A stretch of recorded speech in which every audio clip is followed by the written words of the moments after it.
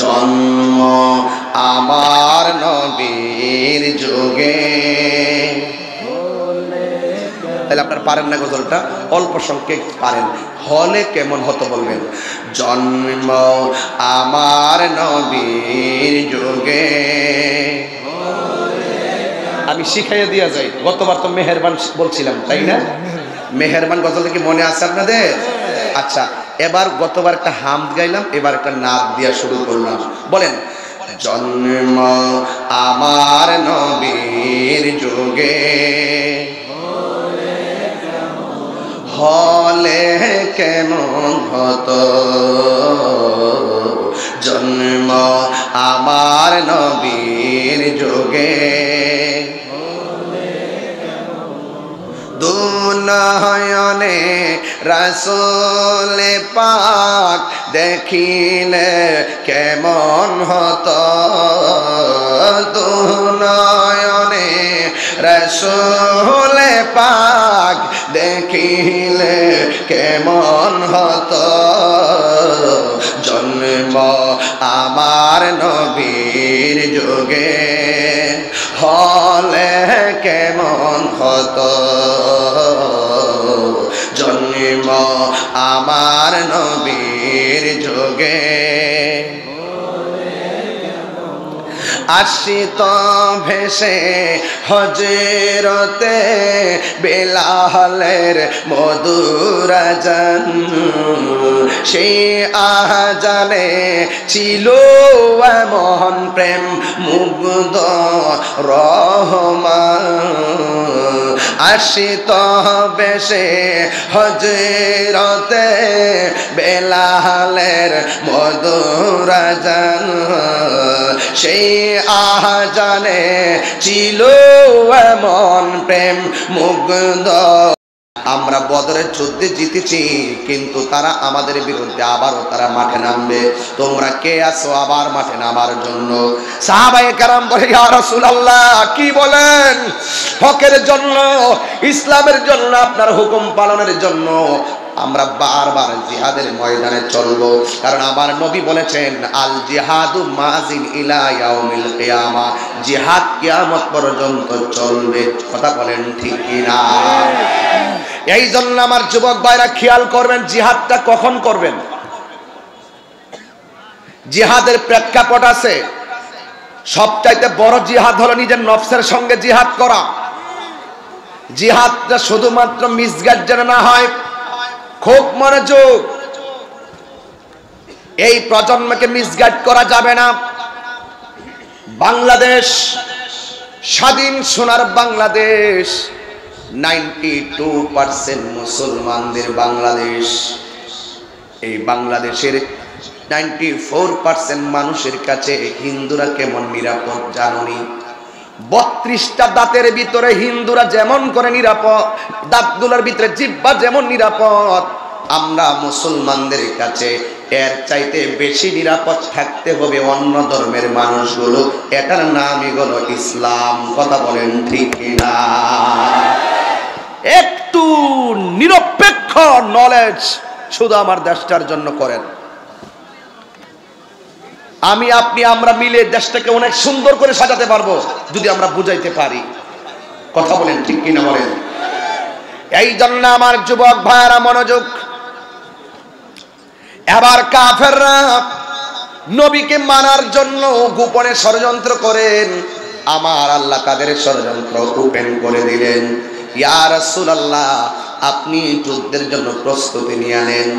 আমার নবী দ্বিতীয় মিশনের জন্য সাহাবায়ে কেরামদেরকে নিয়ে মিটিং করলেন।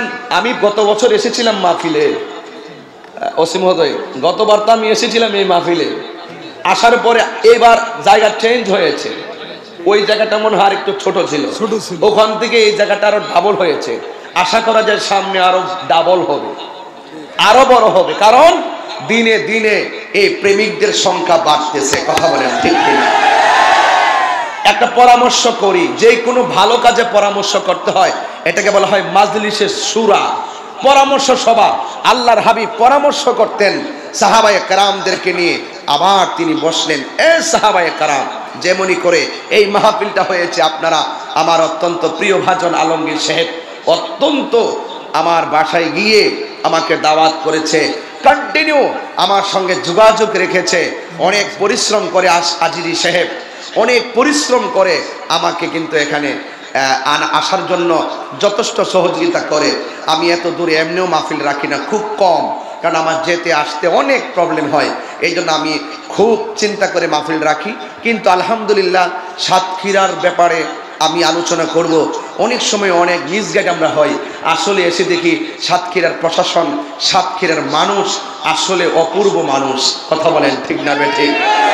আপনাদের আন্তরিকতা, এই যে একটু আগে এত কথা বললেন, আমি বলছি না এই কোরআনই আপনাকে বসার জন্য সুযোগ করে দিবে, এই কোরআন আপনাকে ধৈর্য শিক্ষা দিবে, এই কোরআন আপনাকে আলোকিত করবে। এখন একটা মুখের ভিতরে আওয়াজ নেই, বলুন তো রহমত দেওয়ার মালিক কে? আল্লাহর হাবিব দ্বিতীয় মিশনের জন্য সাহাবায়ে কেরামদেরকে ডাকলেন। এক সাহাবীকে আমার নবী ডাক দিয়ে কয়, সাহাবী, দ্বিতীয় মিশনের জন্য আমরা জিহাদের ময়দানে নামতে চাই, তোমরা কি বলো? সাহাবায়ে কেরাম বলে, ইয়া রাসূলুল্লাহ, আমরা রাজি আছি। এখন আমার নবী এক সাহাবীর ডাক দিয়া বলতেছে, হ্যাঁ সাহাবী, যুদ্ধের ময়দানে যেতে গেলে অনেক কষ্টের প্রয়োজন হবে, তুমি কি দিবা? সাহাবী ডাক দিয়ে, ইয়া রাসূলুল্লাহ, আমার একটা খেজুরের বাগান আছে, এই খেজুরের বাগানটা আপনার জন্য দিয়ে দিলাম। এরপর আর একটা সাহাবীকে আমার নবী বললেন, এ সাহাবী, তুমি কি দিবা গো? ওই সাহাবী ডাক দিয়ে, নবী গো, অনেক সম্পদ ছিল আমার, সব আমি ইসলামের জন্য ব্যয় করে দিয়েছি, আমি আপনার কদমে সব দান করে দিয়েছি। ইয়া রাসূলুল্লাহ, আমার তো তেমন কিছু নাই। এরপর আমার নবী বলেন, না, তোমার একটা কিছু দেওয়াই লাগবে। আমার নবী বলে, ওই সাহাবী বলে, ইয়া রাসূলুল্লাহ, আমার তো দেওয়ার মতো কিছু নাই, শুধুমাত্র কাপড়টা, উপরে কাপড় আছে আর নিচের লুঙ্গিটা আছে, এছাড়া আমার কাছে অবশিষ্ট কোনো কিছু নাই। এরপর আমার নবী বলে, না, তোমার একটা কিছু দেওয়াই লাগবে। বুঝতে হবে এখানের মধ্যে একটা কিন্তু আছে। আমার নবী, আপনার নবী বলে, সাহাবীরে, এরপরও তোমাকে একটা কিছু দেওয়াই লাগবে। ইয়া রাসূলুল্লাহ, সাহাবায়ে কেরামদের সামনে আমার লজ্জা দিয়েন না গো নবী। ওই যে আমি হাদিস পড়েছিলাম, লা ইউমিনু আহাদুকুম হাত্তা কুনা আহাব্বা ইলাইহি মিন ওয়ালিদিহি ওয়া ওয়ালাদিহি ওয়ান নাসি আজমাইন। এবার সাহাবী ডাক দিয়ে কই, ইয়া রাসূলুল্লাহ, ইয়া হাবিবাল্লাহ, আমার কাছে তেমন কোনো কিছু নাই, আমি দিব। এবার নবী ডাক দিয়ে কয়, সাহাবী, না, একটা কিছু দেওয়াই লাগবে। এবার সাহাবীটা নবীর সামনে চোখের পানি ফেলে ডাক দিয়ে বলে, ইয়া রাসূলুল্লাহ, নবী গো, ও মায়ার নবীজি, আপনি আমার কাছে চেয়েছেন, আমার ঘরে টাকা নাই, আপনাকে টাকা দিব, পয়সা নাই, আপনাকে আমি পয়সা দিব, জমিন নাই, আমি আপনারে জমিন দিব। ইয়া রাসূলুল্লাহ, নীতি যেহেতু চেয়েছেন, জিহাদের ময়দান যখন কায়েম হবে, আমি আমার জীবনটারে হকের জন্য কুরবান দিয়ে দিব, আমার জীবনটারে আমি দিয়া দিলাম। আমার নবী তার মন পরীক্ষা করলেন, সাহাবায়ে কেরামদের মনের ভাব প্রকাশ করা দেখালেন। সাহাবায়ে কেরাম বলছি, ইয়া রাসূলুল্লাহ, আমার জীবন দিয়া দিব হকের জন্য। এবার হঠাৎ করে আমার নবী রওনা দিবেন, পিছন দিক দিয়ে একটা মহিলা আসলেন নবীর কাছে। আয়েশা ডাক দিয়ে বলে, নবী গো, ও মায়ের নবী রে, সবাই যাবে জিহাদের ময়দানে, আমিও যাব জিহাদের ময়দানে। ইয়া রাসূলুল্লাহ, ইয়া হাবিবাল্লাহ, নবীজি,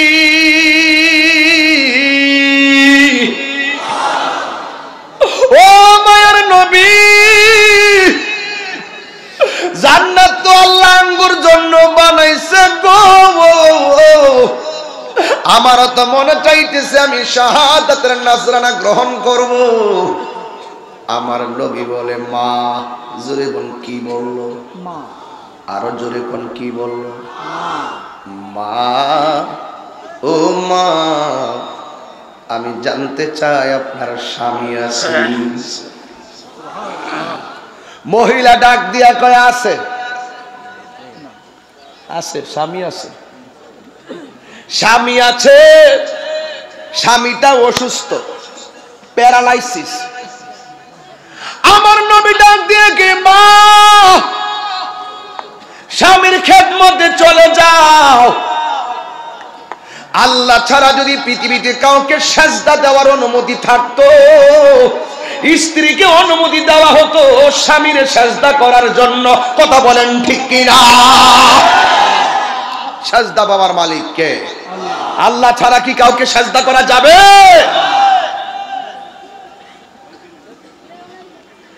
এই জন্য আমার নবী ডাক দিয়া বলেন, মা, আপনার স্বামীর খেদমতে চলে যান, আমার আল্লাহ আপনার আমল নামায় জিহাদের সওয়াব দিয়ে দিব। স্বামীর খেদমত দরকার আছে কিনা? আয়ুব আলাইহিস সালাতু ওয়াস সালামের শরীরে যখন কুষ্ঠরোগ হয়েছিল, রহিমা ডাক দিয়ে বলছিল, আয়ুব নবী, ও পয়গম্বর,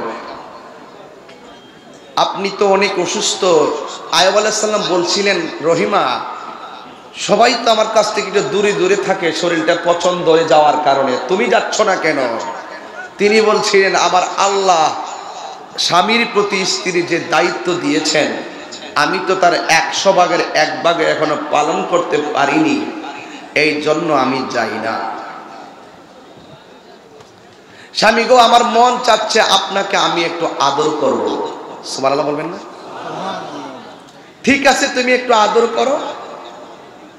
এবার রহিমা আইয়ুব আলাইহিস সালামের কপালে, গালে, ঠোঁটে, পিঠে, কোথাও না, পিঠের বরাবর শুয়ে থাকতে থাকতে পিছন দিক দিয়ে যে কিরা হয়ে গর্ত হয়ে গিয়েছিল, ওই জায়গার মধ্যে মুখটা আর জিহ্বাটা ঢুকাই দিয়েছে। অনেকক্ষণ পর্যন্ত এভাবে তিনি পড়ে আছে। আইয়ুব আলাইহিস সালাম ডাক দিয়ে বলেন, হ্যাঁ রহিমা, আদর করতে কি এতক্ষণ লাগে? স্বামী গো, আপনার পিছনে অনেকগুলো কিরা, এগুলো পোকাগুলো জিহ্বা দিয়ে টান দিয়েছি, বের করেছি ভালোবাসা দেখাইয়া। ইয়ার ও স্বামী, আমার এই জন্য বিলম্ব হয়ে গিয়েছে। আমি সাতক্ষীরার স্ত্রীদেরকে বলবো স্বামীকে সেবা করবেন, স্বামীদেরকে বলবো স্ত্রীকে মায়া করবেন। হুন্না লিবাসুল লাকুম ওয়া আনতুম লিবাসুল লাহুন্না। নারী হলো পুরুষেরই পোশাক, পুরুষ হলো নারীর পোশাক। আমি তো একটু ডানে বামে যেতে পারবো না, এরপর না গিয়েও পারলাম না। অনুরোধ করে বলি, এমন অনেক স্ত্রীকে দেখা যায় স্বামী সারাটা জীবন বিদেশ থেকে ঘাম ঝরিয়ে টাকা পাঠায় দেশে। আমি নিজে সৌদি আরবকে দেখে আসছি প্রবাসীদের কান্না কাকে বলে, আমি দেখে এসেছি প্রবাসীদের কষ্ট কাকে বলে। ওরা বিভিন্ন বন্ধুদের ঘরে ঘরে রাত্র কোন রকম পড়ে থাকে, কাগজ নাই, যতটুকু কাগজ যতটুকু পারে বন্ধুকে ধরে তারা টাকা ইনকাম করে, ঘাম ঝরানো টাকা বাড়িতে পাঠায়। স্বামীর আমানতগুলো স্ত্রী হাসি মুখে খেয়ানত করে। কথা বলেন ঠিক না বেঠিক? স্বামীর টাকাগুলো হাসি মুখে খেয়ানত করে। এরপর আবার দেশ থেকে স্বামীর প্রতি কত ধরনের ডিপ্রেশন। টাকা কোথায়? মাস কি শেষ হয় নাই? গত মাসে এত পাঠাইলা, এই মাসে টাকা নাই কেন? এই ডিপ্রেশনে পড়ে পড়ে অনেক স্বামী লাইভে এসে ফ্যানের মধ্যে রশি দিয়ে আত্মহত্যার পথ বেছে নেয়। মনে রাখবেন স্ত্রীগণ, স্বামীর হাজারো পরিশ্রম হাসি মুখে গ্রহণ করবে যদি আপনি একটু ইনসাফ করে কথা বলেন। কথা বলেন ঠিক কিনা বলেন? অনুরোধ করব, স্ত্রী স্বামীর কাছে দাসী নয়, যেমন আমানত। স্বামীর টাকা পয়সা স্ত্রীর কাছে লুটের মাল নয়, সেটাও আমানত। এই জন্য এই টাকাকে আপনি সুন্দর করে সংরক্ষণ করার দায়িত্ব আপনার। কথা বলেন ঠিক কিনা বলেন? এই জন্য আমার রাসূল বলছেন, মা, আপনার কি স্বামী আছে? হ্যাঁ আছে। যান, আপনার স্বামীর খেদমতে চলে যান। জোরে কি সুবহানাল্লাহ মুখ দিয়ে বলবেন না? আল্লাহু আকবার বলেন না? এবার মহিলা ডাক দিয়ে নবী গো, ও মায়ার নবী, আমার স্বামীর খেদমতে চলে গেলে আমি তো জিহাদের ময়দানের মর্যাদা পাবো না। আমার নবী বলে, মা জান জান, সেটাও আরেকটা ইবাদত। এরপরে মহিলাটা ডাক দিয়া কয়, নবী গো, আমার যদি যাইতে অনুমতি না দেন, তাইলে আমার কোলের মধ্যে একটা ছোট বাচ্চা আছে, এই বাচ্চাটাকে আপনি জিহাদের ময়দানে আপনার সঙ্গে নিয়ে যান। ইন দি মিন টাইমে আমার নবী ডাক দিয়া বলে, মা যুদ্ধে নিলে আমি কি যুদ্ধ করব নাকি তোমার ছেলে রাখবো? সাহাবায়ে কেরাম কি যুদ্ধ করবে নাকি তোমার সন্তান রাখবে? এই কথা বলার পরে মহিলাটা ডাক দিয়ে কই, নবী গো, আমার সন্তানকে সাহাবায়ে কেরামদের কোলে রাখার জন্য আমি দিচ্ছি না, আমার সন্তানটাকে আপনার কোলের মধ্যে রাখবেন। নবী আমার ডাক দিয়ে বলে, মা আমি যুদ্ধ করব কেমনে? ও নবী গো, আমি এত কিছু জানি না, আমার সন্তানটাকে আপনার কোলের মধ্যে রাখবেন। যেই মাত্র এই কথা বলছে রে বাবা, ওই যে আমার নবী, আপনার নবী বলেছেন, লা ইউমিনু আহাদুকুম হাত্তা আকুনা আহাব্বা ইলাইহি মিন ওয়ালিদিহি ওয়া ওয়ালাদিহি। সন্তানের চাইতে নবীর বেশি ভালোবাসতে হবে। এই মহিলাটা ইহুদের জমিনে দেখায়া দিয়েছেন। ওই মহিলাটা ডাক দিয়ে কই, ইয়া রাসূলুল্লাহ, আমার সন্তানটারে আপনি নবীর কোলের মধ্যে রাখবেন। ইয়া রাসূলুল্লাহ, ইয়া হাবিবাল্লাহ, নবী গো, নবী গো, নবী।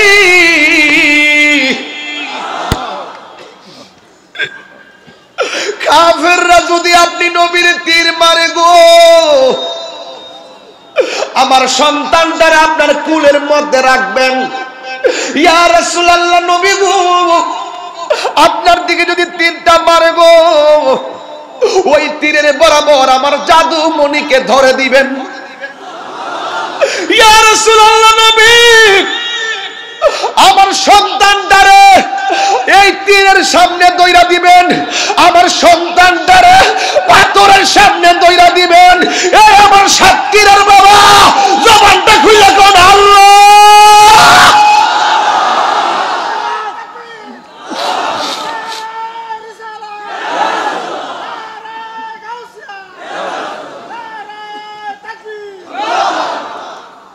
ইয়া রাসূলুল্লাহ, নবী গো, নবী গো, আমার জাদুমণিটারে আপনি তীরের সামনে ধরে দিবেন। আমার জাদুমণির গায়ের মধ্যে তীর লাগলে আমি হাসি মুখে মেনে নিব, কিন্তু আপনার বদন মুবারকি পাথরের আঘাত লাগলে আমি পাগলনি সহ্য করতে পারবো না। জন্ম আমার নবীর যুগে হলে কেমন কত। একটা গজল গাইবো, কষ্ট নিবেন না তো আপনারা? আমি কিন্তু ভয়ে গাই না, ভয়ে। কোন সময় আপনারা কোন দিকে নিয়ে সারেন, এগুলো আমার ভালো লাগে না। আপনারা একটু মহব্বতের সাথে আমার সঙ্গে একটু করেন। জন্ম আমার নবীর যুগে, তাহলে আপনার পারেন না গজলটা, অল্প সংখ্যক পারেন। হলে কেমন হতো বলবেন, জন্ম আমার নবীর যুগে। আমি শিখাইয়া দিয়া যাই, গতবার তো মেহেরবান বলছিলাম, তাই না?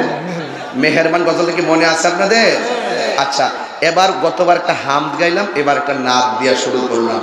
বলেন, জন্ম আমার নবীর যুগে হলে কেমন হতো। জন্ম আমার নবীর যুগে দুনয়নে রাসূল পাক দেখিলে কেমন হতো। দুনয়নে রাসূল পাক দেখিলে কেমন হতো। জন্ম আমার নবীর যুগে হলে কেমন হতো। জন্ম আমার নবীর যুগে আশিত ভেসে হজরতে বেলালের মধুর আজান সেই আজানে ছিল এমন প্রেম মুগ্ধ রহমান আশিত ভেসে হজরতে বেলালের মধুর আজান সেই আজানে ছিল এমন প্রেম মুগ্ধ রহমান দয়াল নবীর প্রেমে নামাজ দয়াল নবীর পিছে নামাজ পড়লে কেমন হতো দুনয়নে রাসূল পাক দেখিলে কেমন হতো জন্ম আমার নবীর যুগে হলে কেমন হতো বলুন না জন্ম আমার নবীর যুগে দুনয়নে রাসূল পাক দেখিলে কেমন হতো জন্ম জন্ম জন্ম আমার নবীর যুগে হলে কেমন কি বুঝলেন কোন তো দেখি কি কি কি বুঝলেন আপনারা কি বুঝলেন আল্লাহু আকবার তিনবার কোন তো দেখি শুনি আল্লাহু আকবার মানে কি বুঝলেন আপনারা গজলের অর্থ কি বুঝলেন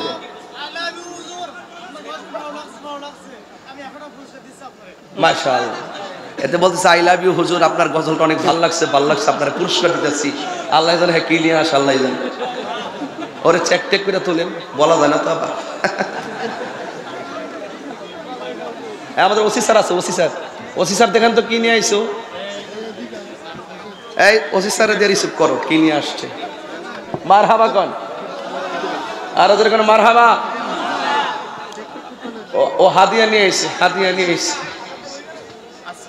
আচ্ছা আচ্ছা আপনার খুলনা থেকে আসছে দেখার জন্য খুলনা থেকে আসছো আচ্ছা যাক ঠিক আছে 70 কিলো আচ্ছা আপনারা গজলটা কি খারাপ লাগছে আপনাদের কাছে আমি বুঝাইলাম স্যার আমি বুঝাইলাম ওই জিনিসটাই ওই আমলে মহিলা রসুলকে পেয়েছেন পেয়ে সন্তানটাকে নবীর হাতে হ্যান্ডওভার করেছেন আমরা তো 1450 বছর ইতিহাসের পড়ে গেছি এখন জন্ম আমার নবীর যুগে হলে কেমন হতো যদি নবীর যুগে সাতক্ষীরাবাসী থাকতাম তাহলে আপনারা কি করতেন আসেন একটু বিশ্ববাসীকে জানিয়ে দেই আমার নবীকে জানিয়ে দেই ইয়া রাসূলুল্লাহ আপনার যুগে যদি আমরা থাকতাম আমরা উহুদের জমিনেই থাকতাম কাফেররা যদি আপনাকে পাথর মারতো আপনাকে তীর মারতো ওই তীরের বরাবর আমরা সাতক্ষীরাবাসী খুলনাবাসীর বুকটাকে পেতে দিতাম আপনার শরীরে তীর মুবারক লাগতে দিতাম না আপনারা বলেন ঠিক কিনা বলেন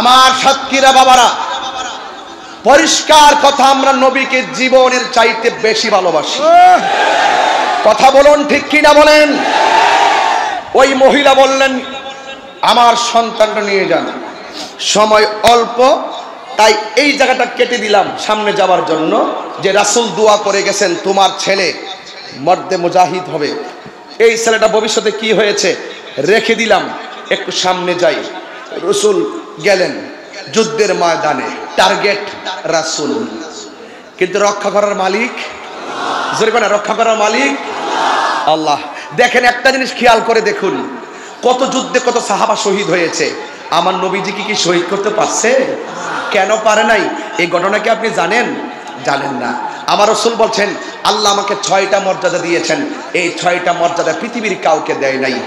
এর মধ্যে একটা হলো ওয়ানুসিরতু বিররুবে, আমার পিঠ দিয়ে এমন একটা চোয়াল আছে, কেউ যদি আমাকে মারতে আসে এই চোয়ালটা এইভাবে দাঁড়িয়ে যায় তাকে খাওয়ার জন্য। জোরে বলেন না আল্লাহু আকবার। কোনোভাবেই আমার রাসূলকে তারা মারতে পারেনি। আরেকটা হলো আমার নবী বলেন আমি হইলাম শেষ নবী, আমার পরে আর কোনো নবী আসবে না। এটাই হলো আমার নবীর আরেকটা শ্রেষ্ঠ মর্যাদা। এই কথাটা আদম নবী বলতে পারবে না, ইব্রাহিম নবী বলতে পারবে না, ঈসা নবী বলতে পারবে না, আমার নবী বলতে পারবেন আনা খাতামুন নবিয়্যিন লা নবিয়্যা বাদি, আমি নবী হলাম শেষ নবী, আমার পরে আর কোনো নবী আসবে না। এই জন্য যারা আমার নবীকে শেষ নবী মানবে না তারা কখনো মুসলমান হতে পারেন না। ঠিক কিনা বলেন? এগুলো আমার নবীর মর্যাদা আপনাকে জানতে হবে, আপনাকে জানতে হবে। রাসূল করিম সাল্লাল্লাহু আলাইহি ওয়াসাল্লাম যুদ্ধের ময়দানে চলে গিয়েছেন। টার্গেট কে? আমার নবী। রক্ষা করার মালিক কে? আল্লাহ। এবার কাফেররা সিদ্ধান্ত নিল নবীকে কি করতে হবে? শেষ করে দিতে হবে। এই যখন অবস্থা তখন আমার নবী পাকের বরাবর, এই যেমন আজিজি ভাই আমার পাশে বসা, আপনারা সামনে এত শত লোক, এত হাজার লোক, একজনকে টার্গেট করলেন আজিজি ভাইকে, আমাকে মারতেছেন না, ওসি মুহদিকে ধরতেছেন না, আমাদের নজরুল ভাইকে ধরতেছেন না, টার্গেটকে আজিজি। ওরা বলল তাড়াতাড়ি রসুলের বরাবর তাক করবি, শেষ করে দিবি, তাইলে নেতা যখন শেষ হয়ে যাইব সব শেষ, লিডার যখন শেষ সব শেষ। এবার ওরা এইভাবে তীর ধরছে আমার মোস্তফার দিকে। নবীর একজন প্রিয় সাহাবী যার নাম হলো হযরতে তালহা, তালহা রাদিয়াল্লাহু তাআলা আনহু আমার নবীরে দেখে ফলাইলেন। সুবহানাল্লাহ। ওরা তীর ধরেছে, তালহা রাদিয়াল্লাহু তাআলা আনহু আমার নবীকে এইভাবে জড়ায় ধরছেন।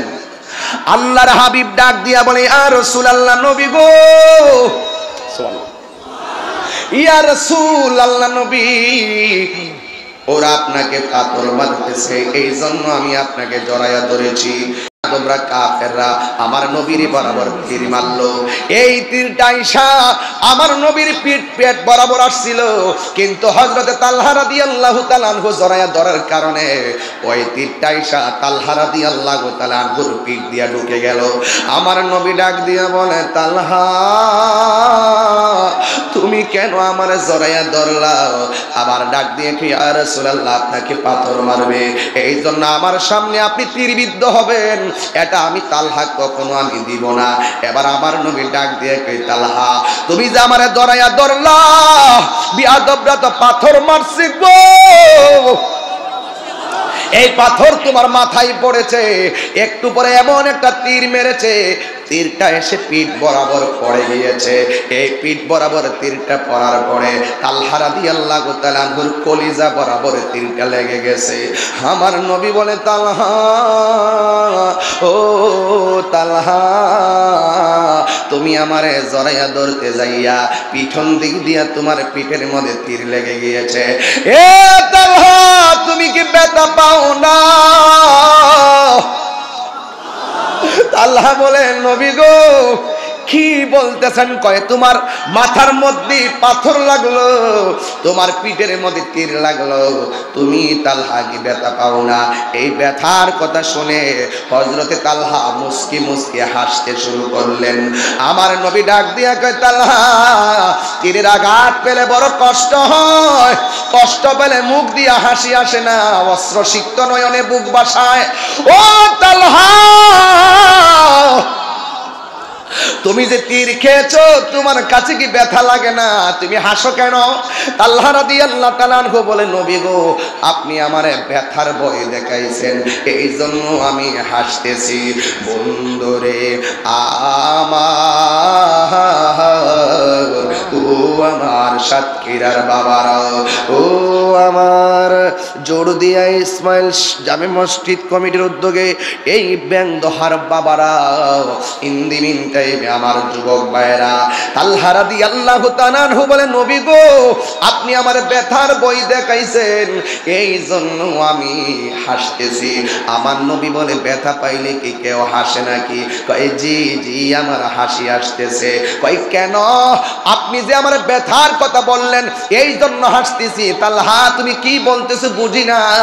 এবার তালহা রাদিয়াল্লাহু তাআলা আনহু ডাক দিয়ে, নবী গো আপনি আমার ব্যথার কথা বললেন তাই হাসি দিয়েছি। তালহা পিঠের মধ্যে তীরের আঘাত, তুমি তো ব্যথা পাওয়াটাই স্বাভাবিক। এই তালহা বলে, নবী গো আমি কেন হাসি জানেননি? আমি হাসতাম না তো কাঁদতাম নি। আমি তালহার পিঠের মধ্যে যদিও লাগতেছে বিষের তীর, আমার বুকটা তো লাইগা রইছে রাহমাতুল লিল আলামিনের সিনা মুবারকের সঙ্গে। ইয়া রাসূলুল্লাহ, নবী গো এই জন্য আমি ব্যথা অনুভব করি না। এবার আমার নবী ডাক দিয়ে বলে, তালহা তোমার শরীর থেকে যেইভাবে রক্তক্ষরণ হচ্ছে, তুমি তালহা কিন্তু দুনিয়া থেকে বিদায় হয়ে যাবে। এবার তালহা আরো বেশি বেশি মুস্কি হাসেন। আমার নবী বলে, তালহা এখন তুমি হাসিও না রে তালহা, তীরের আঘাতের চাইতে মরণ যন্ত্রণা কি কম না বেশি? তীরের আঘাতের চাইতে মরণ যন্ত্রণা কি কম না বেশি? অনেক বেশি। তালহা রাদিয়াল্লাহু তাআলা আনহু তিনি হাসতেছেন। রাসূল জিগায়, তালহা তোমার রক্তক্ষরণ হতে হতে তোমার মৃত্যু হলে তুমি জানো মৃত্যু কত কঠিন? তালহা রাদিয়াল্লাহু তাআলা আনহু বলে, ইয়া রাসূলুল্লাহ আমি জানি, কিন্তু যার চোখের সামনে রাহমাতুল লিল আলামিনের চেহারা মুবারক তার তো কষ্টের চিন্তার প্রশ্নই আসে না। আরো বড় করে বলেন না সুবহানাল্লাহ, বলেন না। এটাই হলো সাহাবায়ে কেরামদের প্রেম। রাসূল বলছেন তোমার শরীর থেকে রক্তক্ষরণ হচ্ছে, তুমি শহীদ হয়ে যাবে। এই কথা বলতে দেরি তালহা আস্তে আস্তে ঝিমিয়ে ঝিমিয়ে তিনি পড়ে গেলেন। আহা, একদম পড়ে গিয়ে রাসূল যখন তাকে ধরতে গেলেন, ইন দি মিন টাইমে এক বিয়াদব এই সুযোগে আল্লাহর হাবিব সাল্লাল্লাহু আলাইহি ওয়াসাল্লামের দিকে পাথরের তাক করলো। পাথরের তাক যখন করলো, আল্লাহর হাবিব সাল্লাল্লাহু আলাইহি ওয়াসাল্লামের মাথা মুবারকের হেলমেটের মধ্যে পড়লো। হেলমেট মুবারকের মধ্যে পড়ে আর দুইটা কড়া মাথা মুবারকের ভিতরে ঢুকে গেল।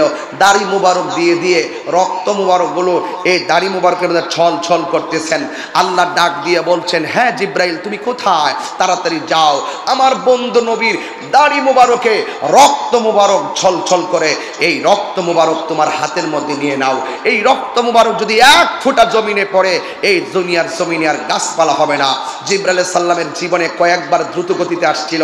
একবার আসছিল ইব্রাহিম আলাইহিস সালাম ইসমাইল আলাইহিস সালামের গলায় যখন ছুরি চালিয়েছিল জান্নাতের দুম্বা নিয়া, আবার যখন তার 10 ভাই ইউসুফ আলাইহিস সালামকে কুয়ার মধ্যে ফেলে দিয়েছিল, ওই কূপের নিচে পড়তে পড়তে জিব্রাইল দ্রুত এসে তার পাখাগুলো কূপের নিচে বিছায়া ইসমাইলের জন্য বাড়ি বানায় দিয়েছিল।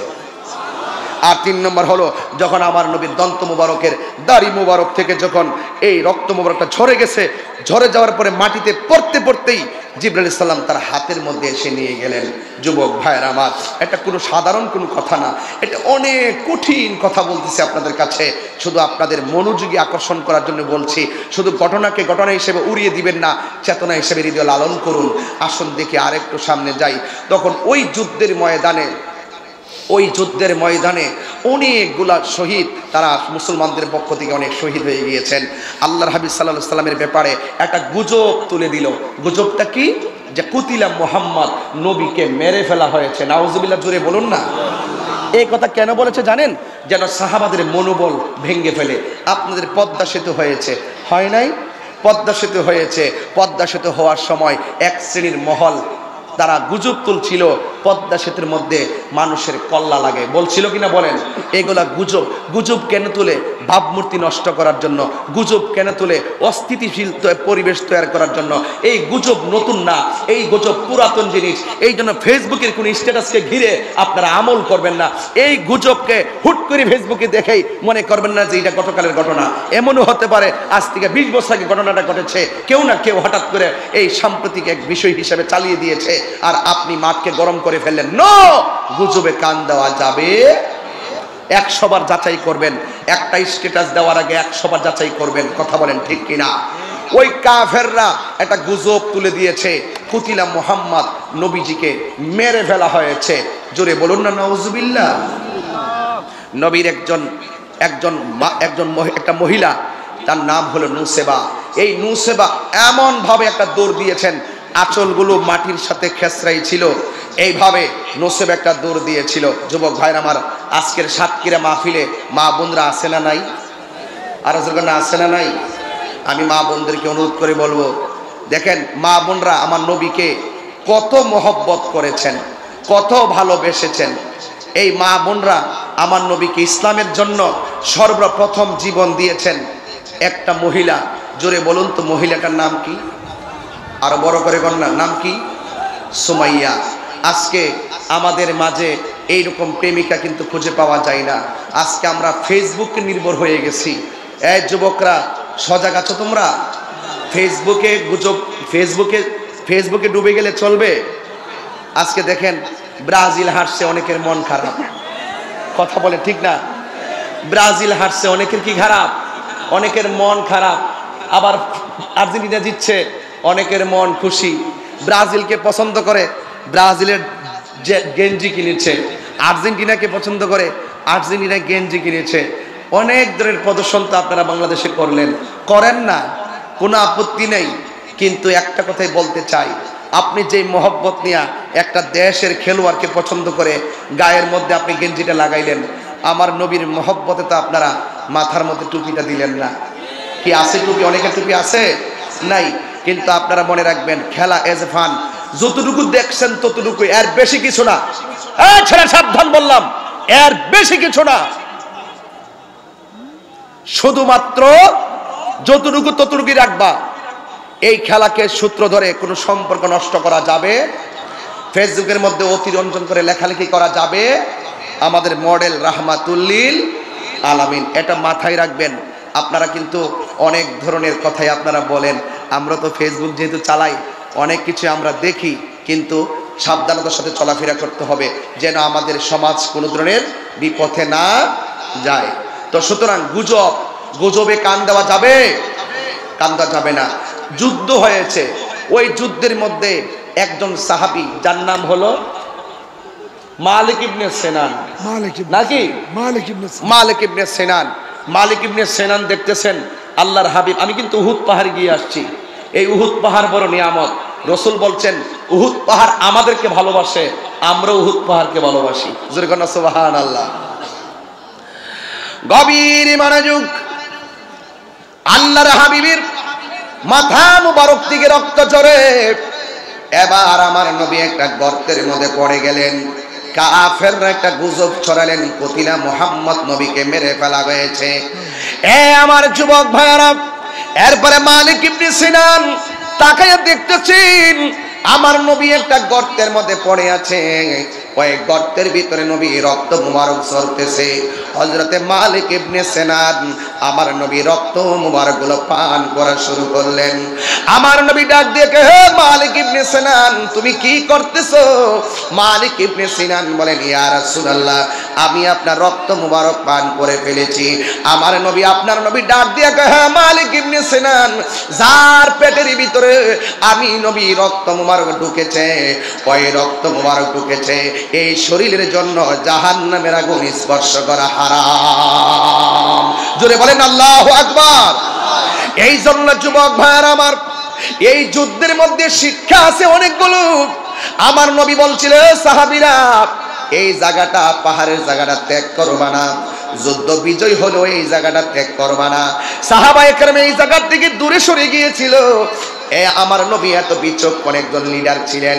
আমার নবী এত সুন্দর ডিরেকশন দেওয়ার পরে সাহাবায়ে কেরাম জায়গা থেকে নড়ে যাওয়ার কারণে উহুদের যুদ্ধে সাময়িকভাবে মুসলমানরা পরাজয় বরণ করেছিল। আমার সাতক্ষীরার বাবারা, আমি বোঝাতে চেষ্টা করলাম, এই ইসলামটা এমন একটা ধর্ম, শান্তির ধর্ম, মানবতার ধর্ম, মানব কল্যাণের ধর্ম।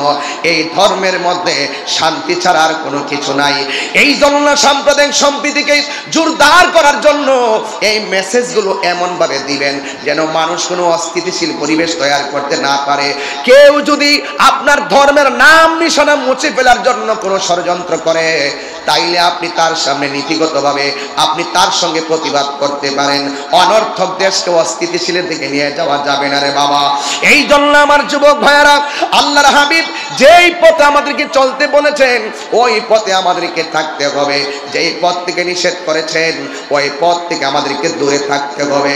আল্লাহর হাবিব সাল্লাল্লাহু আলাইহি সাল্লাম কখনো তাসবিহ হাতে নিয়ে বালিশের মধ্যে শুয়ে শুয়ে আল্লাহ আল্লাহ জিকির করেছেন, আবার কখনো জাবালে নূরের মধ্যে আমার নবী হেরা গুহায় গিয়ে ধ্যান করেছেন, আবার কখনো কখনো আমার নবী জিহাদের ময়দানে হককে প্রতিষ্ঠা করতে গিয়ে জিহাদ করেছেন। এই জন্য আমরা বাংলার মানুষ বড় ভাগ্যবান, 92% মুসলমান পেয়েছি আলহামদুলিল্লাহ। আমরা বড় শান্তির মধ্যে আছি, কিন্তু শান্তি আছি কিন্তু প্রত্যেকটা ঘরের মধ্যে অশান্তির আগুন জ্বলতেছে। কথা বলেন ঠিক কিনা বলেন? প্রতি ঘরের মধ্যে অশান্তি আছে না নাই? আমার যুবক ভাইদেরকে আমি গতবার একটা মেসেজ দিয়ে গেছিলাম, এই এই এই লাল এই লাল এই ছেলে এই এই এই এই তুমি কি এই মুরব্বীকে যেতে দাও, পোলাপান যদি ওঠে যাতা মায়েরা ধরবেন, কারণ এদেরকে আমি কিছু মেসেজ দিব আজকের মাহফিলে। আমার যুবকরা কি আসে আজকে? এই সাতক্ষীরার যুবকরা কি মাহফিলে আসো? আমি আপনাদেরকে কিছু মেসেজ দিব, এই মেসেজটা নিয়ে যাবেন। আমরা হক পথে থাকতে চাই কি চাই না? সত্যের পথে থাকতে চাই কি চাই না? ভাইরা আমার খুব মনোযোগ, খুব মনোযোগ। এখানে আমার ওসি মহোদয় আছেন, আমাদের জেলা পরিষদের চেয়ারম্যান মহোদয় আছেন। আমি গত মাহফিলে বলেছিলাম, যুবক আপনারা যে আগ্রহের সাথে আমার মাহফিলে আসেন, আমার কথা যদি আপনারা না মানেন এই আগ্রহের দরকার নেই। যুবকদেরকে বলবো আজকে তোমাদের ব্যাপারে প্রতি ঘরে ঘরে অভিযোগ আছে। আমি যে বলছি ইসলাম শান্তির ধর্ম, কিন্তু আমরা আমাদের প্রত্যেকটা ঘরকে অস্থিতিশীল করে রেখেছি, দায়িত্ববোধের জায়গা থেকে অনেক দূরে চলে গিয়েছি। সেটা কিভাবে? প্রত্যেকটা ঘরের মধ্যে যে মা বাবা আছে, মা বাবাদের পক্ষ থেকে ওসি মহোদয়ের কাছে অভিযোগ আছে, আর আমাদের কাছে কিছু অভিযোগ আছে, আমাদের চেয়ারম্যান সাহেবের কাছে অভিযোগ আছে। কি আছে? চেয়ারম্যান সাহেব আমার ছেলেটা আমার কথা শুনে না। ওসি মহোদয় আমার ছেলেটা নেশা করে। এই গজব তরুণার দল, গজব আসেনি দেশে, এই গজব আসেনি। এই গজবে কান দিবেন না, তবে সত্য কথা কান দেন। এখন যা বলছি এটা গজব না, এটা বাস্তব। আজকে যুব সমাজের যে নৈতিক চরিত্র, যুব সমাজের যে ভবিষ্যৎ জীবন আজকে অন্ধকারের মুখে, শুধু একটা কারণ, নেশার ছুবল। কথা বলেন ঠিক কিনা বলেন? কেন? এটা আস্তে আস্তে ভিতরে ঢুকছে। আগে গাড়ি দিয়ে ভরে ভরে নেশার জিনিস এই জেলা থেকে আরেক জেলায় ট্রান্সফার হতো, আমাদের প্রশাসন রাস্তাঘাটে এদেরকে ধরতো। আর এখন পকেটে করে করে ঘরে ঘরে ঘরে ঘরে বাবা ট্যাবলেট বিক্রি হয়। আমি জানি আপনারা ভালো, আমি সতর্কতার জন্য বলছি। এখন বর্তমানে এই বিষয়টা অত্যন্ত ভয়াবহ। আমার কাছ থেকে তথ্য নেবেন, আমাদের এই ব্রাহ্মণবাড়িয়ার আশেপাশে অনেক ঘটনা ঘটছে।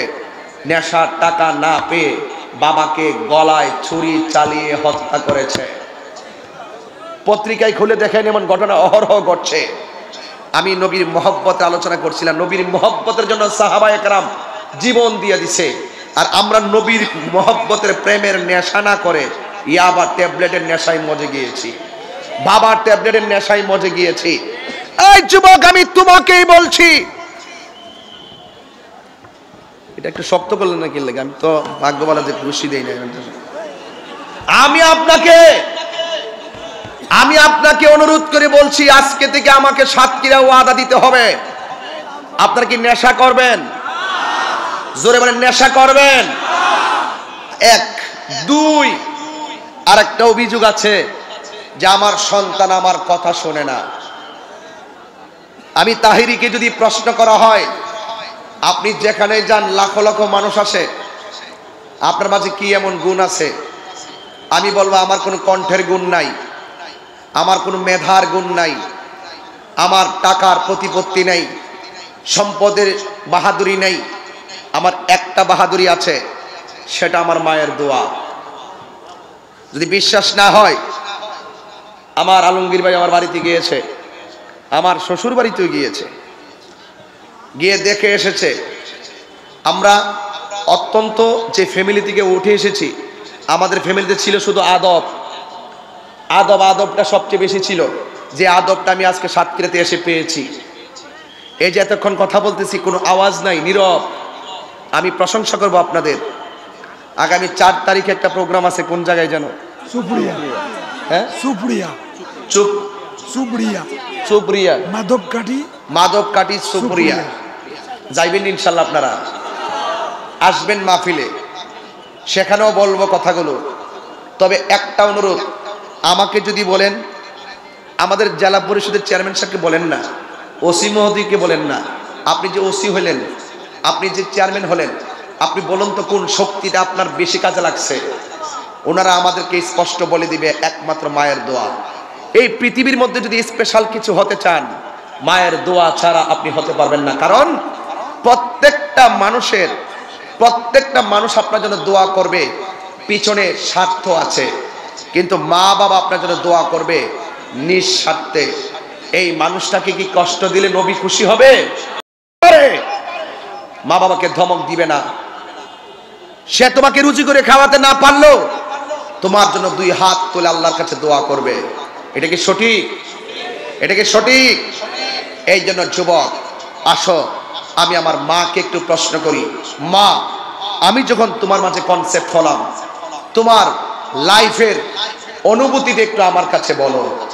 মা তখন এভাবে আপনাকে বলে দিবে, তুই যখন আমার পেটের মধ্যে ছিলি, আমি শুধু আপনাদের জন্য এই কথাগুলো বলতেছি, বলতাম না যেতে আমি বারবার আসতে পারি না। একটু একটা পরামর্শ দিয়ে যাই, ঘরটা যদি সুন্দর হয় সারা পৃথিবীটা সুন্দর, আর ঘরে যদি অশান্তি হয় সারা পৃথিবীটা অশান্তি মনে হয়।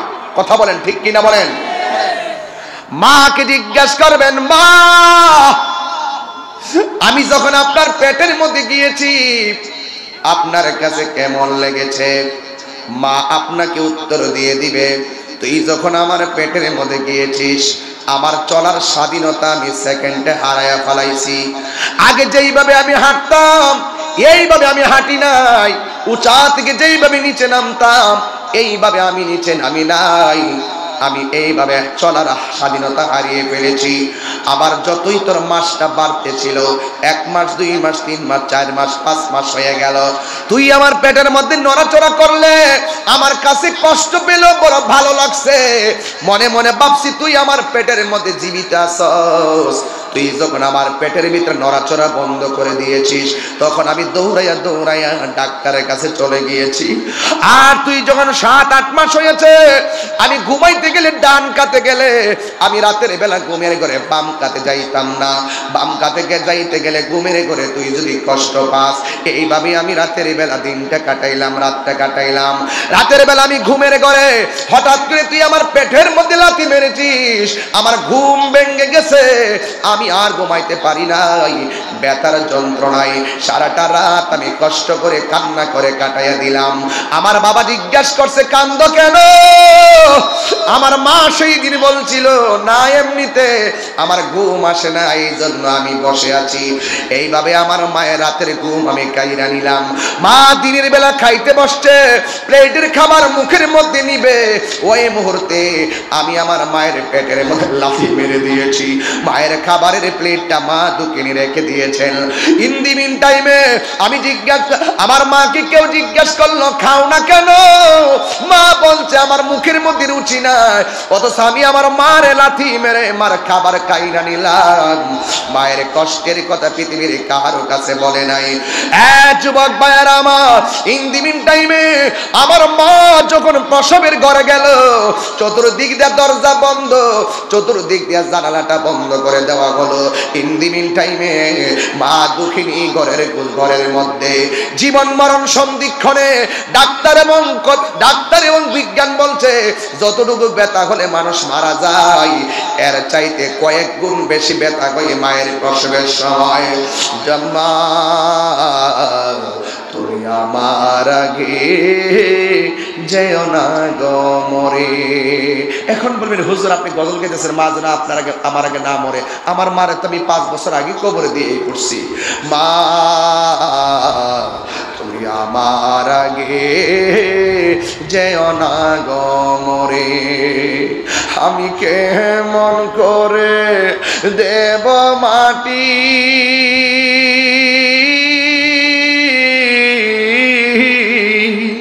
আমি কেমন করে দেব মাটি তোমারি কবরে মা তুমি আমার আগে যেও না গো মরে মাগো তোমার মতো লয় না কেহ আমায় কোলে টানি মাগো তোমার মতো লয় না কেহ আমায় কোলে টানি আঁচল দিয়ে মোছে নাকি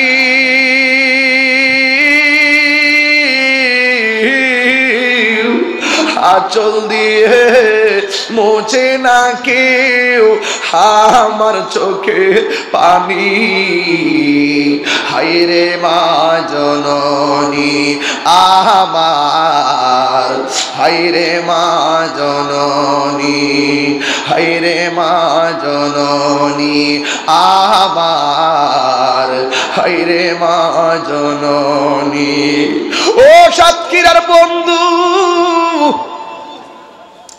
আমি সব মাহফিলে 5 মিনিট মায়ের কথা বলি আজকে মা সংসারে বড় অবহেলিত সন্তান তাকে ঢাকা শহরের 10 তলা বিল্ডিং এ মা তাকে বৃদ্ধাশ্রমে এই লজ্জা রাখি কোথায় কথা বলেন না ঠিক কি না এই জন্য যুবক তোর পায়ের মধ্যে দইরা দেয়া বইলা যায় মা এমন একটা সম্পদ তোর জন্য দোয়া করলে তুই ওলি হইয়া যাবি তোরে বদদুয়া দিলে তুই ধ্বংস হয়ে যাবি রে যুবক এই জন্য আপনারে অনুরোধ করে বলে দিয়ে যায় মায়ের মনে কখনো কষ্ট দেওয়া যাবে না আমি সাতক্ষীরা আসছি আজকে যদি আমার আব্বা দুনিয়ার মধ্যে বাইটা থাকতো আব্বা আমার জিগাই তো পুত্রী কোথায় যাস আমি বলতাম যাই সাতক্ষীরাতে তখন আমার আব্বা বলতো নিশ্চিত 100% এই কথাটা বলতো খান জাহান আলী রহমতুল্লাহ আলাইহি রওজা মুবারকটা জিয়ারত করবি এমন ভাবে এলাকার ভিতরে বহুত মাজার আছে বাগের হাট আছে ও যুবক আমার আব্বা আমার এইভাবে ডিরেকশন দিত আজকে 4-5টা বছর হয়ে গেল আমার আব্বা দুনিয়াতে নাই আজকে আমি ঘর থেকে যখন বের হলাম আমার আলমগীর ভাই কোথায় যেন আমার আলমগীর ভাই আমারে বলল ও তাহিরি হুজুর আমার আব্বার শরীরটা বেশি ভালো না আমার আব্বার একটু দেখে মাহফিলে যাইবেন আমারে আসার সময় ওসি মহোদয় সহকারে আমরা যখন গেলাম ওই ওনার আব্বা যখন যেই মাত্র আমরারে দেখছে আমারে আলমগীর ভাই বলতেছে আমি দিনের বেলা ওষুধ কিনা বাড়িতে পাঠাইলাম কিন্তু এখন আপনারা দেখে একদম সুস্থ হয়ে গেছে তিনি ডক ডক করে মাহফিলে চলে এসেছে এই জন্য আলমগীর বাইরে আজকে বাপটা অসুস্থ হয়তো তুমি আমার দেখাইতে নিছো এমন একটা সময় আসবে এই বাবা দুনিয়ায় যখন থাকবে না এই বাবার শূন্যতা পৃথিবীর কেউ পূরণ করতে পারবে না আজকে আমার নজরুল সাহেবের চেয়ারম্যান ওনার আব্বা আম্মা দাদা দাদি যদি দেখতো ওনার পরিবার পরিজনরা ওনার উত্তরাধিকারী আমি জানি না বাবা মা আছে কিনা আমি জানি না হ্যাঁ ওনার আব্বা আম্মা যদি দেখতো আমার নজরুল সাহেবের আজকের জেলা পরিষদের চেয়ারম্যান গর্ব কইরা কইরা বলতো আমার ছেলেটা সমাজের খেদমত করার সুযোগ পাইছে ও আমার বাবারে আমার আব্বা যদি বাঁচতো আমার আব্বা কইতো আমার ছেলে সাতক্ষীরা গেছে আমার কত মানুষের কাছে দোয়া চাইতো এই মানুষটা কবরে চলে গেছে এই আমার আশরাফুল ইসলাম আজিজি বাইরে তুমি যে ওয়াজ করতেছো তুমি এত ওয়াজ করার দোয়া কোথায় থেকে পাইলা তিনি বলবে তাহিরি ভাই আমার জন্য আমার আম্মা আব্বা দোয়া করছো এই মানুষটা জানে না সে জানে ব্যথা কত জীবনে কত মাহফিলে মায়ের হাতের খাবার খাইয়া আইছো আজকে অনেকের মা ঘরে নাই কবরে চলে গেছে রাতের খাবার খাই আসতে পারে নাই আমিও আমার বাড়িতে যখন যাইতাম আমার আব্বা যে ঘরের মধ্যে থাকে আমি সব সময় মাহফিল থেকে শেষ রাইতে আমি বাড়িতে যাইতাম কিন্তু যাওয়ার পরে আমার আব্বা দরজাটা খোলা রাখতো আব্বা ভালো কইরাই জানে আমার বাবা ভালো কইরাই জানে আমি বাড়িতে গেলে আমি আব্বার একটু দেখবো এই জন্য আমি প্রতি রাত্রে যাইয়া যাইয়া দরজা খুললা শেষ রাইতে আমার বাবার হাতের মধ্যে হাত বুলাইয়া দিই দিতাম, এই দুঃখ আমি রাখবো কই? এখন আমি বাড়িতে যাই, বাবার দরজা ঠিকই আছে, বাবার খাট ঠিকই আছে, বাবার তোষক ঠিকই আছে। ও যুবক, আমার আব্বা নাই। আমি প্রতিটা রাত আমার হাই হাই করে কেঁদে কেঁদে আমি কাটাই। এই জন্য আমি যখন বাড়িতে যাই, দরজাটা খুলতে কে যায় ধোঁকা, বাবা বুঝি বলছে এলে নাকি খোকা। দরজাটা খুলতে কে যায় ধোঁকা, বাবা বুঝি বলছে এলে নাকি খোকা। বুকের ভেতরটা নড়ে চড়ে ওঠে, চোখ বেয়ে জল নেমে আসে, শুধু বাবা নেই, শুধু বাবা নেই, শুধু মানে, শুধু মানে। জানি ফিরে পাবো না হারানো তিথি, বাবা শুধু তাহিরির ফেমে বাঁধা স্মৃতি। জানি ফিরে পাবো না হারানো তিথি, বাবা শুধু তাহিরির ফেমে বাঁধা স্মৃতি। বুকের ভেতরটা নড়ে চড়ে ওঠে, চোখ বেয়ে জল নেমে আসে, শুধু বাবা নেই, শুধু মানে, শুধু মানে, শুধু মানে। এই পুরা বাপটা ফুট ফুট ছেলে ছেলে করতে করতে তাজা রক্ত পানি কইরা বানাইছে। এই বাপটা তোরে বড় স্বপ্ন দেখা এত লেখাপড়া করাইছে, মনে বড় দুঃখ লাগে। আজকে ছেলেটা প্রতিষ্ঠিত, বাবার রক্ত পানি, বাবা হাঁটতে পারে না, বাবা চলতে পারে না, বিছানায় পড়ে আছে। এই মাঘ মাসের শীতের মধ্যে বাপটা কাঁথা মুড়াইয়া পড়ে আছে, আর কিছু কিছু সন্তান বন্ধু বান্ধব লইয়া আমোদ প্রমোদ করতেছে। আল্লাহর কসম করে বলি, আমার আল্লাহ কোরআনের মধ্যে বলেছে, ইম্মায়াবলুগান্না ইনদাকাল কিবারা আহাদুহুমা আও কিলাহুমা উফফিন ওয়ালা তানহারহুমা ওয়া কুল লাহুমা কওলান কারীমা ওয়াখফিজ লাহুমা জানাহাজ যুল্লি মিনার রাহমা ওয়া কুর রাব্বিরহামহুমা কামা রাব্বায়ানি সগীরা।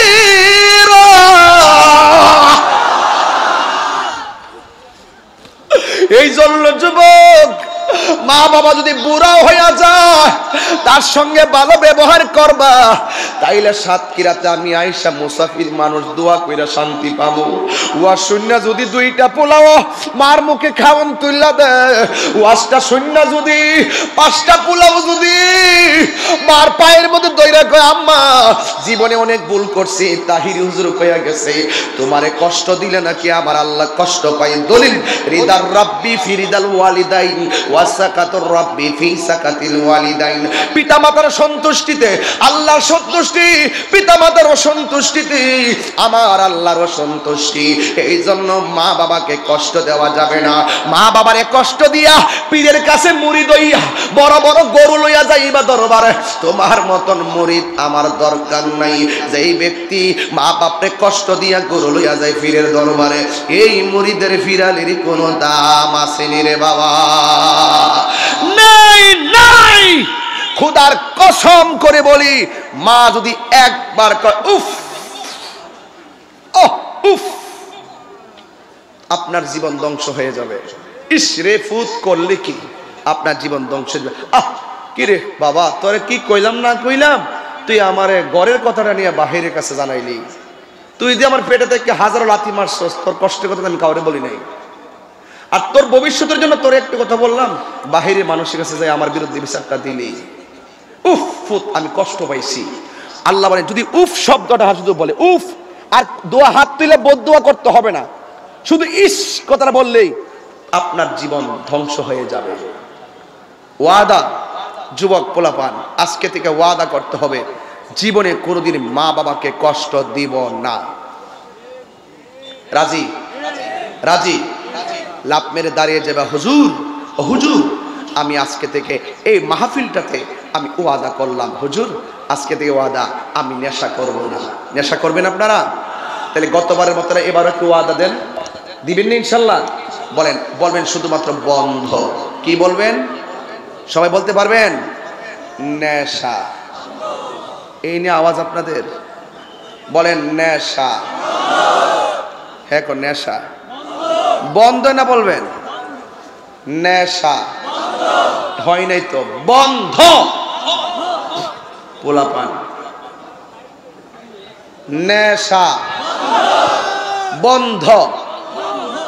নেশা, ইয়াবা, ফেঞ্চি, গাঞ্জা, সুদ, ঘুষ, চুরি, ডাকাতি, মুনাফিকি, গীবত, নামাজ। ওই ওই দেখি ওই দেখুন, তোমরা কানে শুনো না? কিতা কইতেছি আমি? এখন বলবেন চলবে সবসময় তো কই কথাগুলো নাকি? দরকার আছে? দরকার আছে, এগুলো খুব জরুরি। এগুলো বর্তমান প্রেক্ষাপটে খুবই জরুরি এই ইয়াং জেনারেশনের জন্য। বলবেন যে চলবে নামাজ, চলবে নামাজ। আরো বড় আওয়াজ দিব যেন কবরবাসীরা খুশি হয়ে যায়। নামাজ, রোজা, হজ, যাকাত, ইবাদত, মহব্বত, খেদমত, সোহবত, নামাজ, মিলাদ, কিয়াম, মাজার জিয়ারত চলবে। কিন্তু সেজদা করা যাবে? কোন মাজারে সেজদা করা যাবে? আল্লাহর ওলির উসিলা করে আল্লাহর কাছে বলা যাবে যে আল্লাহ আমার দিকে না তাকা, তোমার বন্ধুর উসিলায় তুমি আমার দোয়াটা কবুল করো। ওয়াবতাগু ইলাইহিল ওয়াসিলা। আমরা মাঝে মাঝে কিছু দ্বন্দ্ব কেন হয় জানেন? কিছু মানুষ আছে একতরফা আমরার বিরুদ্ধে কথা বলে। এগুলা বন্ধ করবেন। বহুত ঠেলাঠেলি করছেন, তো এবার এগুলা বন্ধ করবেন। আমাদের কাছ থেকে জেনে নিবেন আমরা কোনটা আমল করি। কথা বলেন ঠিক কিনা? বুঝাতে পেরেছি? তাইলে একটা ছেলে হাত তোলো, গতবারের মতো মোট 3টা ছেলে হাত তুলবা। কয়জন? হুজুর আজকের ওয়াজ থেকে আমি এই এই এই এই ব্রাজিল বল, এই এই এই এই এটা ধর ধর ধর ধর ধর ধর সাহসটা দোষ না, সাহস কই যারা কত বড় তাহিরির সামনে থেকে উঠটা জায়গা এমন সাহস বাংলাদেশে কেউ আছে? আপনি কি কষ্ট হইতেছে বাজান? একটা লোক বলেন হুজুর আজকে ওয়াদা করলাম, আমাদের জেলা পরিষদ চেয়ারম্যান আছেন, ওসি মহোদয় আছেন, আজিজি ভাই আছেন, আলমগীর ভাই আছেন, সবার সামনে গণ্যমান্য ব্যক্তিবর্গ, ইউনিয়নের চেয়ারম্যান আছে নাই, সাবেক চেয়ারম্যান, আর আপনারা তো আমি লাইভে দেখছি আজকে। আপনি এখানে ছিলেন না প্রথম? আচ্ছা আচ্ছা, যাক। একটা লোক বলেন হুজুর আজকে থেকে ওয়াদা করলাম কালকের ফজর থেকে আমরা 5 ওয়াক্ত নামাজ পড়বো। একটা লোক হাত তোলেন না, সবাই তুলবেন না, এই পাইকারি ব্যবসা আমি করি না। বহুত মাহফিলি বলছি কে কে নামাজ পড়বেন, সবাই হাত তুলে, সকালবেলা কেউ নাই। এই বাটফারি ব্যবসা আমি করি না। ওয়াদা করবেন 100 যা বলবেন তাই পালন করবেন। একটা লোক হাত তোলো, দাঁড়াও, তোমার নাম বলো। ফিরোজ হোসেন, বসো। আল্লাহ আপনি কবুল করেন, আমিন কন। আরেকটা ছেলে বলো, দাঁড়াও, নাম বলো। হাসান, বসো। আল্লাহ আপনি কবুল করেন। আরেকটা কে? দাঁড়াও, দাঁড়াইবা, দাঁড়াও দাঁড়াও, নাম বলো। মুজাহিদুল ইসলাম, আমিন, কবুল করে। আরেকটা কে? দাঁড়াও, রাইজিং প্লেয়ার, ভালো হয়েছে, বলো নাম কি? ফয়সাল আর বুরহান, মোট 6 জন হয়েছে। মারহাবা কন। আল্লাহ আপনি কবুল করেন, আমিন কন। মোট 10 জন লাগবে, 10 জন। দাঁড়াও, তুমি নাম বলো। আব্দুল্লাহ, তোমার নাম বলো। আলতাফ, তোমার নাম? ইমন। মোট 9 জন হয়েছে, বসো। আর একজন নাম বলো। বাবু, 10 জন হয়েছে। মারহাবাগণ। আমি জানি আপনারা প্রায় মিনিমাম 100 না 200 বলবেন, কিন্তু নামাজ কি শুধুমাত্র কি 10 জনের জন্য নাকি সবার জন্য? আপনারা সবাই 5 ওয়াক্ত নামাজ পড়বেন, আমিন কন। আর জোরে বলেন আমিন। আসেন নবীর সালাম দে, ইয়া নবী সালাম।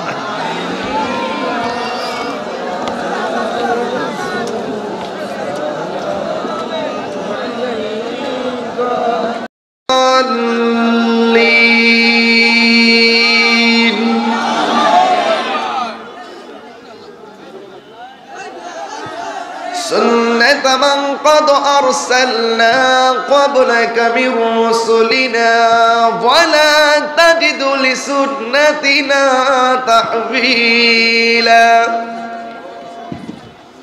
أقم الصلاة لدلوك الشمس إلى غسق الليل وقرآن الفجر إن قرآن الفجر كان مشهودا ومن الليل فتهجد به نافلة لك عسى أن يبعثك ربك مقاما محمودا مرحبا বলবেন না وقل رب أدخلني مدخل صدق وأخرجني مخرج صدق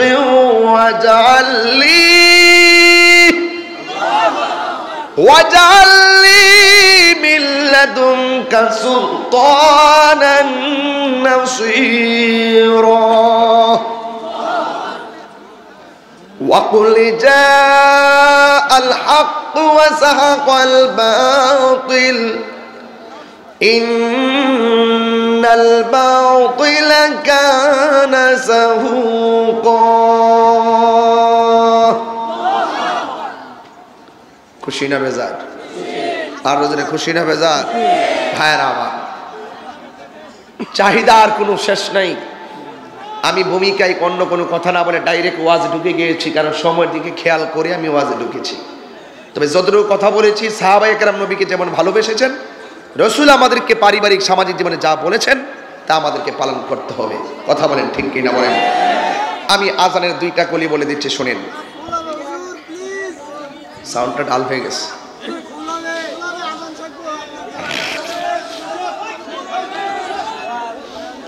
আল্লাহু আকবার আল্লাহু আকবার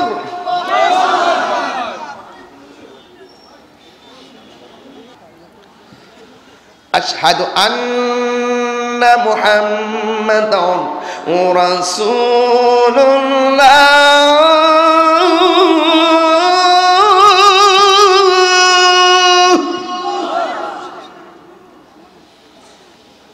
أشهد أن محمدا رسول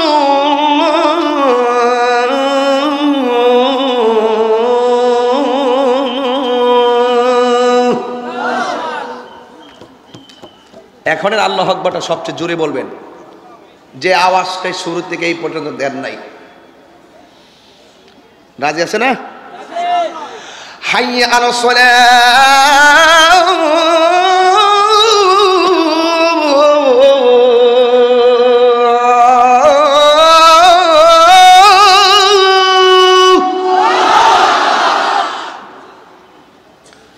حي على الصلاة